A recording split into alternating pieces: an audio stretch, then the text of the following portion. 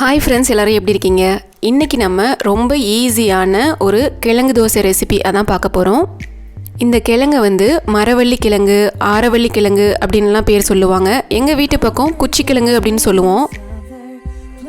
இதில் நிறைய மண் ஒட்டியிருக்கும், வாங்கினோடனே நல்லா கழுவிக்கணும். அதுக்கப்புறம் இப்போ பார்த்தீங்கன்னா இது நான் ஊர்லேருந்து கொண்டு வந்து கிட்டத்தட்ட ஒரு 10 நாளுக்கு மேலே ஃப்ரிட்ஜில் வச்சுருந்துட்டேன். அதனால் கொஞ்சம் ட்ரை ஆகிடுச்சு. இல்லாட்டி இந்த மாதிரி ஸ்லிட்டு போட்டு, அதாவது கீறி விட்டு எடுத்தோம்னாவே தோல் ஈஸியாக அப்படியே உளிஞ்சு வரும். கொஞ்சம் ட்ரை ஆகினால தோலை உளிக்க முடியல. நான் அப்படியே சீவி தான் வெட்டுக்க போகிறேன். அதுக்கப்புறம் இந்த ஜவ்வரிசி இருக்குல்ல, பாயசம்லாம் செய்வோமே, நம்ம பாயசம் செய்வோம். நார்த் சைட்லாம் பார்த்திங்கன்னா அதில் உப்புமாவே செய்வாங்க. அவங்க இதை சாபுதுனா அப்படின்னு சொல்லுவாங்க. இந்த ஜவ்வரிசியும் இந்த குச்சிக்கிழங்குலேருந்து தான் தயாரிக்கிறாங்க. இது நிறைய பேருக்கு தெரிஞ்சிருக்கும். எதுக்கு சொல்கிறேன்னா, கிழங்கு அப்படின்னு பேரை கேட்டாவே நிறைய பேர் அவாய்ட் பண்ணிவிடுவாங்க, வேண்டாம் அப்படின்னு. அதுக்காக நான் சொல்கிறேன். இதில் நிறைய சத்துக்கள் இருக்குது, அதனால் இதை பயன்படுத்தலாம் அப்படின்னு சொல்கிறேன். இப்போ இதை பீட்ரூட் துருவதில் போட்டு துருவிக்க வேண்டியதான். ரொம்ப சின்னதாக வேணும் அப்படின்னு நினச்சா சின்ன ஓட்டையில் துருவிக்கலாம். கொஞ்சம் பெருசாக இருந்தால் நல்லாயிருக்கும் அப்படின்னு நினச்சா பெருசில் போட்டு துருவிக்கலாம். நான் எப்பயும் பெருசில் தான் துருவேன்.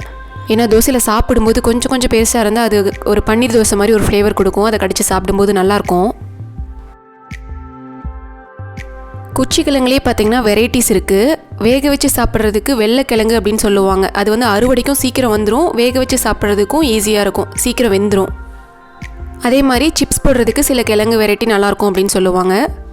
ஸோ குச்சிக்கிழங்கு வாங்கும்போது பார்த்து வாங்கணும். நம்ம என்ன செய்ய போகிறோமோ அதுக்கேற்ற மாதிரி பார்த்து வாங்கணும். ஆனால் இந்த தோசை பண்ணுறதுக்கு நீங்கள் எதுவுமே பார்க்க தேவையில்லை. எந்த வெரைட்டினாலும் சரி, கண்ணை மூடிட்டு ஒரு குச்சிக்கிழங்கு வாங்கி நீங்கள் சீவி போட்டு தோசை பண்ணிடலாம். இதை இப்போ நான் நார்மல் இட்லி தோசை மாவில் தான் கலக்க போகிறேன்.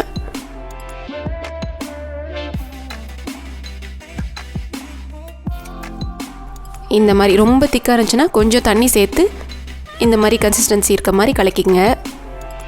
ஏன்னா ரொம்ப கெட்டியாக இருந்துச்சுன்னா தோசை ஊற்ற வராது. அதுக்காக கொஞ்சம் தண்ணி கலந்துக்கலாம்.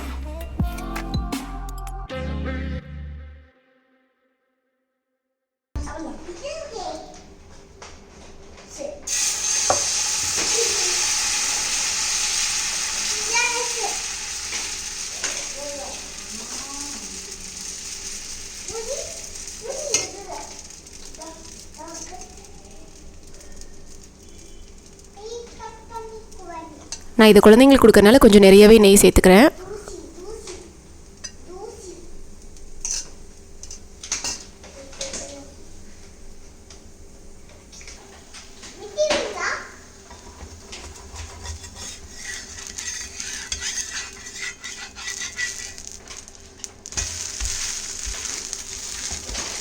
அவ்வளோதான், நம்மளோட கிறிஸ்பி குச்சிக்கிழங்கு தோசை ரெடி.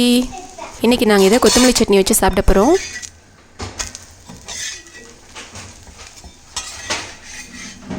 இந்த கண்டென்ட் உங்களுக்கு பிடிச்சிருந்தா லைக் பண்ணுங்கள், ஷேர் பண்ணுங்கள், கமெண்ட் பண்ணுங்கள். அண்ட் நம்ம சேனலை ஃபர்ஸ்ட் டைம் பார்க்குறீங்க அப்படின்னா மறக்காமல் சப்ஸ்கிரைப் பண்ணிக்கோங்க. தேங்க்ஸ் ஃபார் வாட்சிங். Bye bye.